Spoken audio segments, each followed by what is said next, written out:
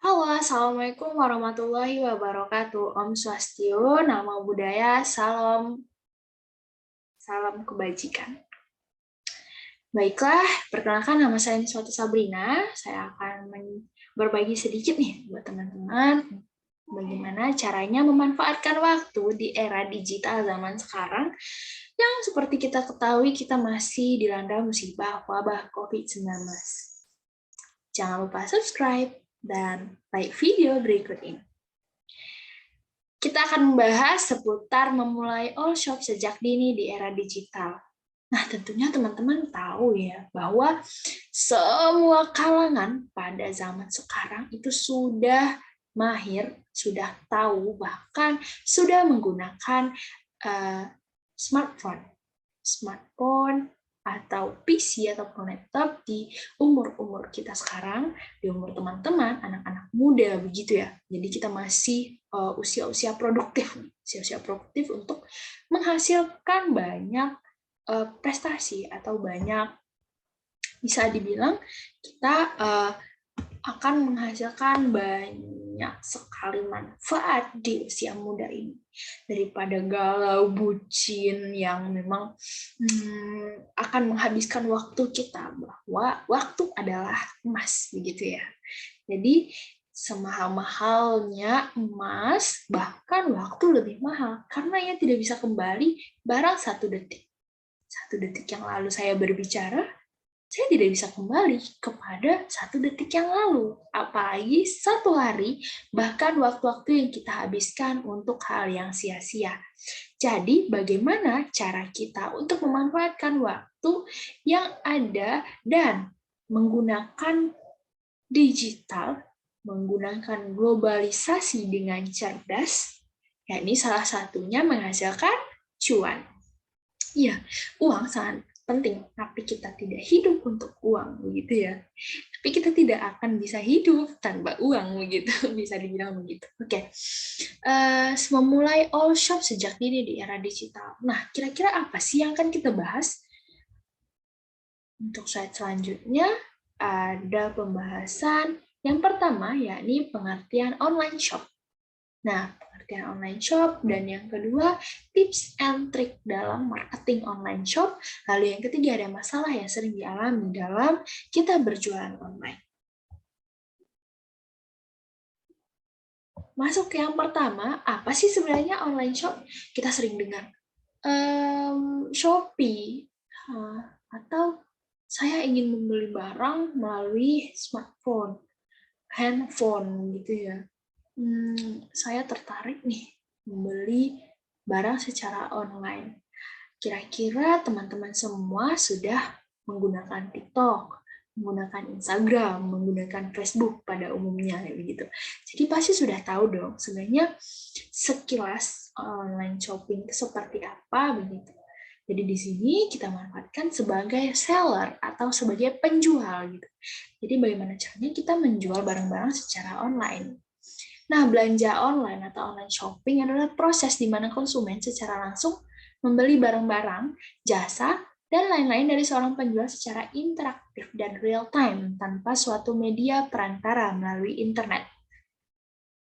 Ini menurut Mujiana dan Elisa pada tahun 2013. Nah, jadi banyak penelitian yang mengatakan bahwa online shopping ini bukan hanya interaksi jual beli saja, tapi jual beli barang saja, tapi ada juga yang menjual jasa begitu. Jasa seperti apa? Misal jasa periklanan gitu. Kita sebagai seller, kita sebagai penjual online, kita membutuhkan iklan nih, dan kita belum bisa menggunakan Google Ads gitu. Jadi kita menggunakan jasa orang lain untuk memberikan iklan atau mengiklankan produk kita. Atau mungkin menjadi influencer atau menjadi selebgram, ya selebgram yang bisa di endorse gitu. Jadi kita sebagai penjual bisa mengendorse mereka, meminta jasa mereka melalui online. Bahkan kita tidak berinteraksi secara langsung gitu. Jadi di sana terjadi proses jual beli jasa. Nah, apalagi jual beli barang. Jual beli barang yang bisa dikirimkan dari seorang penjual ke tangan pembeli atau konsumen. Bahkan itu hanya dibeli dalam satu ketukan. Seperti yang kita lihat di gambar ini ada buy gitu ya. Buy artinya membeli. Nah, teman-teman bisa hanya satu kali klik dalam membeli barang. Dalam membeli barang lalu diantarkan oleh box dan stok-stok di sini. Kita lihat ilustrasinya di gambar itu ada delivery. Nah, disinilah berperan aktif si driver atau atau pembawa barang atau penyampai pesan dari penjual kepada konsumen atau pembeli begitu. Jadi di sini terjadi interaksi jual beli dalam tulisan-tulisan atau pesan teks atau dalam sekali ketik tanpa harus berhubungan langsung. Apalagi dalam wabah COVID-19 seperti yang kita rasakan saat ini, itu banyak pekerja yang di PHK. Jadi kita sebagai anak muda bisa memanfaatkan waktu untuk melakukan jual beli online atau berdagang begitu. Berdagang melalui online. Bahkan sekarang tidak sulit, atau anak-anak SD saja itu sudah mempunyai smartphone atau handphone gitu ya. Mereka sudah memiliki media sendiri. Kita bisa menjangkau lebih banyak pembeli pada era digital sekarang gitu. Jadi tidak hanya dalam suatu daerah atau daerah yang sekitar kita, tapi juga bisa bahkan ke luar negeri, mancanegara, kita menjual sesuatu hanya melalui handphone begitu. Tapi di samping ini kita juga harus cerdas. Harus cerdas dalam artian kita harus cerdas menguasai teknik marketingnya. Teknik marketing seperti apa yang ditarik pembeli. Lalu selanjutnya dalam online shop itu ada 3 komponen. Yang pertama itu ada supplier, reseller, dan dropshipper. Nah, supplier ini adalah penyedia barang atau membuat barang begitu. Jadi semisal di dunia fashion itu ada yang membuat baju, ada yang menjual baju, dan ada yang mempromosikan baju. Nah, supplier di sini sebagai penyedia baju tadi. Dia menjahit, dia memiliki karyawan dan mesin jahit, dia menjahit banyak model baju, dan dengan jumlah yang besar pula, baik itu besar maupun kecil. Lalu setelah ia buat baju, tentunya ia harus memasarkan begitu ya, harus memasarkan, dan adanya reseller di sini. Nah, reseller ini menjual baju dari supplier tadi. Menjual baju dari supplier tadi dengan brandnya sendiri, itu bisa saja. Karena biasanya reseller itu membuat brandnya sendiri atas nama dia gitu, atas nama pembuatan brandnya sendiri.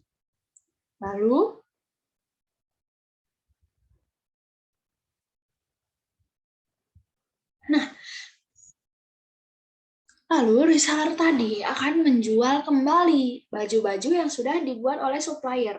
Dan di sini reseller menyediakan barang atau membeli barang dengan modal begitu. Dengan modal sendiri ia membeli barang kepada supplier untuk dijual nantinya. Padahal seperti yang jadi misal ada yang bertanya nih, Kak, sebenarnya itu ya kalau saya lihat berarti yang menjadi reseller NASA atau member NASA itu termasuk reseller gitu. Nah, begini. Jadi, karena NASA itu tidak harus nyetok barang gitu ya. Jadi kita sebenarnya tidak harus menyediakan barang. Itu stokis. Kalau stokis termasuk seperti reseller gitu. Karena dia bisa menjual brand dari NASA yang supplier tadi, nah lalu dijualkan oleh stokis. Kan? Dia membeli, dia menyediakan barang di rumahnya mungkin atau di tokonya sendiri untuk nantinya dijual oleh membernya. Gitu. Nah, reseller ini juga yang akan menyalurkan barang-barang tersebut kepada konsumen. Lalu adanya di sini dropshipper. Dropshipper itu sangat kerjanya sangat mudah gitu. Hanya promosi, menyediakan foto atau video begitu, dan menarik pembeli nih untuk membeli barang NASA tadi. Misalnya ada NASA ya, dia menemukan seorang pembeli tanpa ia menyediakan barang.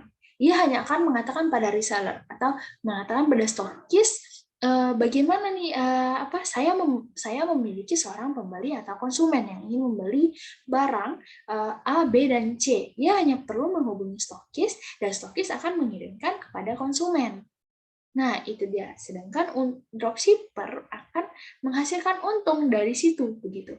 Jadi untuk pemula seperti kita, misal anak muda begitu ya, ia belum berani atau belum memiliki modal yang cukup besar untuk menjadi pembangun bisnis begitu. Ingin membangun bisnis sendiri, bisa dengan cara dropshipper ini tadi. Dropshipper sangat mudah dan tidak memerlukan modal apapun. Kecuali seperti reseller tadi, ia harus membeli barang, menyediakan barang, sedangkan dropshipper tidak. Jadi di NASA juga seperti itu. Kita tidak perlu menyediakan barang, kita hanya mengiklan, tapi kita bisa mendapatkan untung dari iklan-iklan tersebut, dari penjualan-penjualan yang kita hasilkan. Gitu.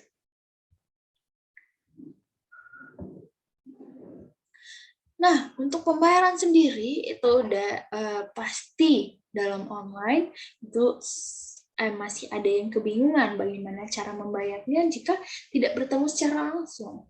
Nah, sekarang itu ada transfer bank, dompet digital, cash on delivery, pay later online, rekening bersama, dan jasa kirim uang online.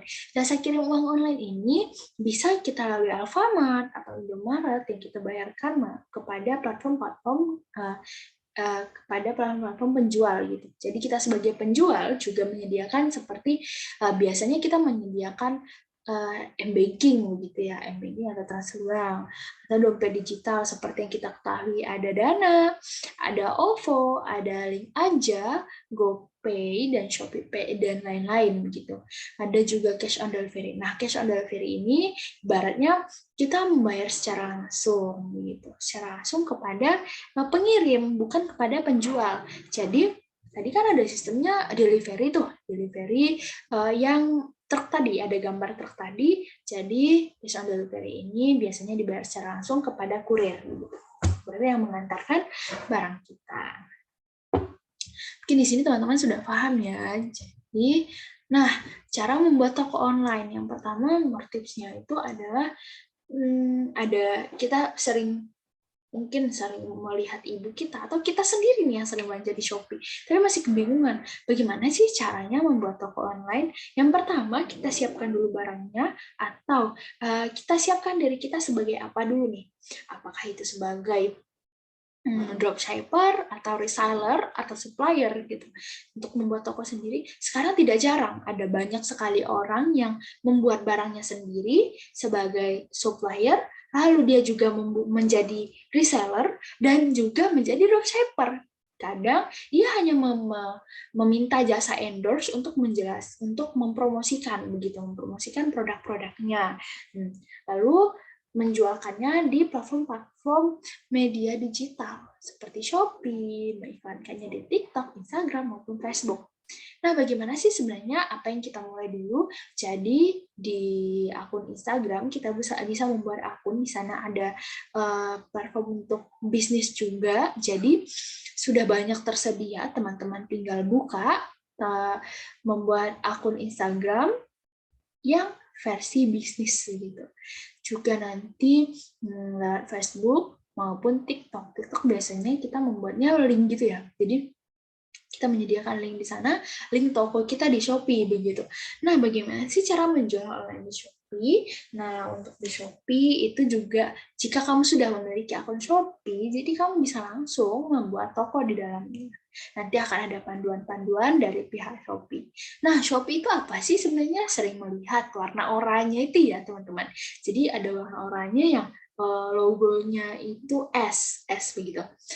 Ia adalah platform penjualan online terbesar di Indonesia. Membuka toko di sini juga sangat mudah seperti yang saya sebutkan tadi. Ada juga Tokopedia, lalu Lazada itu juga bisa membuka toko sendiri. Dan media penjualan Instagram itu Dan ada lagi Instagram dan TikTok. Instagram dan TikTok adalah media penjualan dengan promosi penjualan terbagus. Jadi dari kualitasnya itu sekarang 80% pengguna handphone di Indonesia itu sudah menggunakan TikTok maupun Instagram. Instagram hampir menyeluruh kepada seluruh kalangan itu sudah menyentuh Instagram dan Facebook.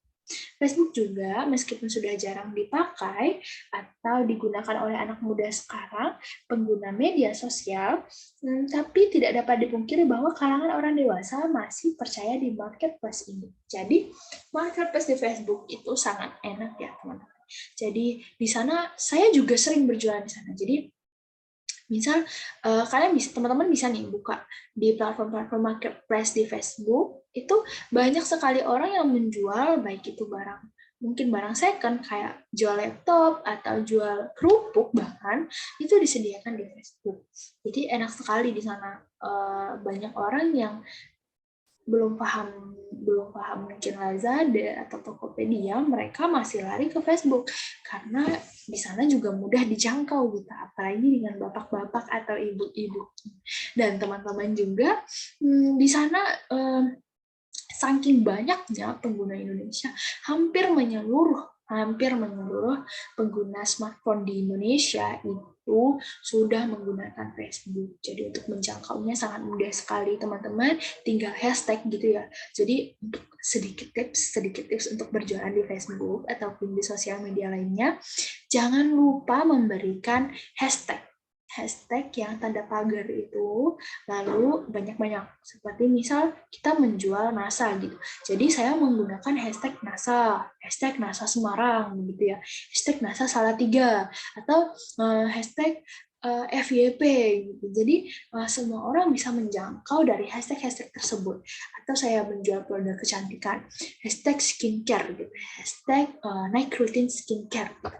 Jadi semakin banyak kita mengambil hashtag, maka semakin banyak jangkauan yang akan dijangkau oleh media tadi. Selanjutnya ada tips and trick. Padahal tadi sedikit sudah saya berikan tips and trick untuk di sosial media ya. Lanjut, itu cara jitu untuk konsumen. Nah, di sini ada, kita lihat ya, ada sedang tarik-tarikan dengan konsumen begitu. Ada 4 orang customer itu konsumen ya, jadi sedang tarik-tarikan nih. Sedang menarik konsumen. Bagaimana caranya konsumen itu tertarik kepada produk kita? Yang pertama itu adalah rating toko. Jadi bagaimana kita mencari branding toko kita? Misal saya memiliki toko namanya Bread Shop atau NASA Shop Semarang gitu, toko NASA Semarang. Jadi saya membranding dulu nih, saya memberikan terkenal gitu rating tokonya saat pembeli di toko saya memberikan pelayanan terbaik begitu, sehingga rating toko saya naik. Karena NASA juga sebuah produk terkenal, jadi branding saya, rating toko saya itu makin tinggi karena sudah terkenal. Tapi kalau kita dari mula, misal saya harus jual kerupuk nih, saya harus nyari rating toko, bagaimana konsumennya tertarik begitu. Kalau misal rating tokonya saja bintang 1 gitu, pasti tentunya kalau teman-teman juga membeli di Shopee pasti mencari yang bintang 4, 4,8 sampai 5 ya. Jadi bisa dipercaya nih rating tokonya gitu. Lalu beriklan. Bagaimana caranya beriklan? Beriklan kita bisa memberikan iklan terbaik gitu. Iklan terbaik dalam artian dari proses kita beriklan itu dari Instagram, kita tidak masalah jika kita bayar terlebih dahulu. Kan untuk iklan-iklan tentunya harus bayar, lalu di endorse juga bayar, tidak masalah. Dan salah satu tips dalam beriklan adalah menggunakan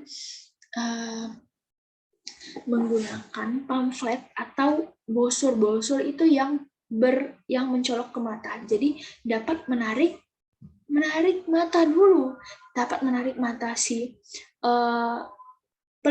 yang melihat gitu. Misal saya melihat nih, wah warnanya terang, apa nih kira-kira? Atau biasanya ada yang unik, biasanya iklan mah gitu-gitu aja gitu, warnanya yang membosankan gitu ya. Kita cari yang lain, kita cari seperti monokrom, temanya monokrom hitam putih. Wah ini apa nih, iklan apa nih gitu, kira-kira iklan apa ini gitu. Jadi kita udah menarik pandangan mata si pelihat gitu, si calon konsumen ini. Lalu dia melihat lagi nih bagaimana kualitasnya, maksudnya teksnya, bagaimana pesan teksnya gitu. Jadi teks yang dia baca tentunya kita mempunyai ini ya, dalam beriklan kita tidak hanya berbicara atau memberikan video saja, tapi juga kita memberikan caption di dalamnya gitu. Jadi caption ini bagaimana kita memberikan caption yang bisa menarik perhatian. Wah, saya kepo nih, dia mulai kepo di 0,4 detik berikutnya. Dia hanya melihat di 0,2 detik. Di 0,2 detik, dia sudah tertarik dengan warna, dia kepo nih. Jadi dia mengetahui teksnya, setelah ia baca, ia tertarik lagi. Dan caption, kita menarik lagi nih, menarik dari caption.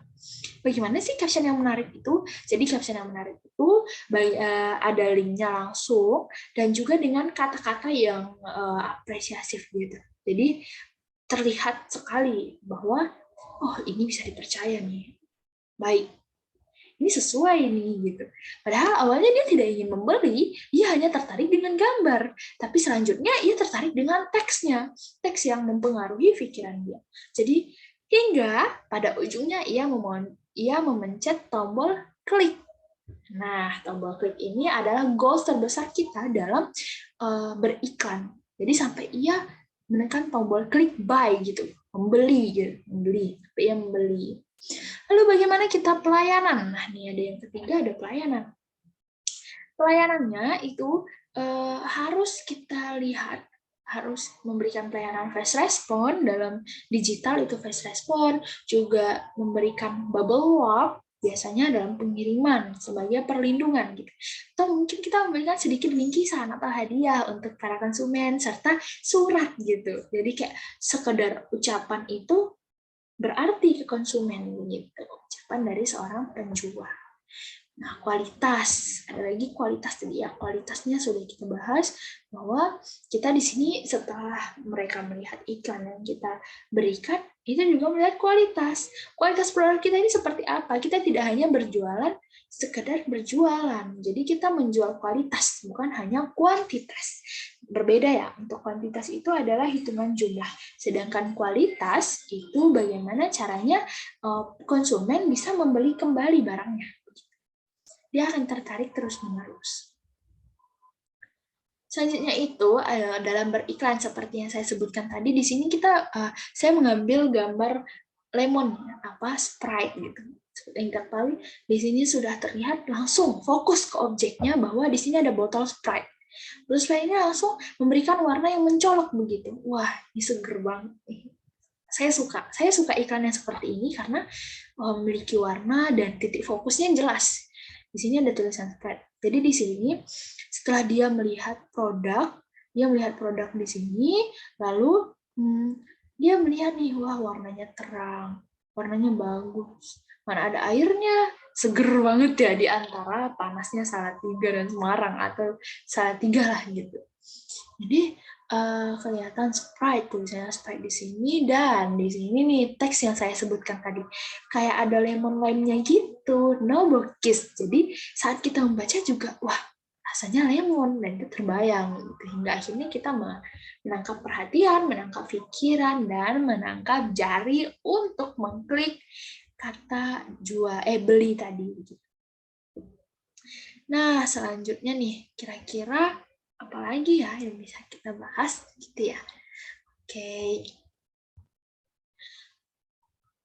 Nah, setelah kita membahas tadi beberapa tips and trick dalam beriklan, dalam penjualan, bagaimana menarik perhatian mata para konsumen, bagaimana menarik pikirannya, lalu menarik jarinya untuk membeli, kita juga pasti dihadapkan sebuah masalah. Nah, ini dia kendala-kendala yang kita akan alami saat menjadi penjual online begitu. Yang pertama, adanya masalah internal. Masalah internalnya berasal dari diri kita sendiri, baik itu rasa bosan atau hilang semangat. Jadi apalagi milenial ya, milenial yang masih sering emosionalnya labil gitu. Jadi bad mood nggak mau jualan jadi kayak saya lagi bete nih gitu. Saya lagi patah hati, jadi tidak bisa jualan gitu. Jadi akan menghambat nih, menghambat. Jadi dari internal sendiri, bagaimana kita mindset diri kita sendiri. Saya pribadi, saya galau atau saya justru saya sedih atau sedang banyak pikiran, saya berpikir di mana saya bisa memanfaatkan waktu, meluangkan waktu untuk hal yang saya inginkan. Jadi saya punya target, saya menulis targetnya. Di umur segini saya harus membeli mobil. Gitu. Jadi dengan itu saya harus mengingat itu saat saya sedih. Oh, nanti mobil saya jadi kebeli tidak ya? Kalau saya malah sedih-sedih begini gitu.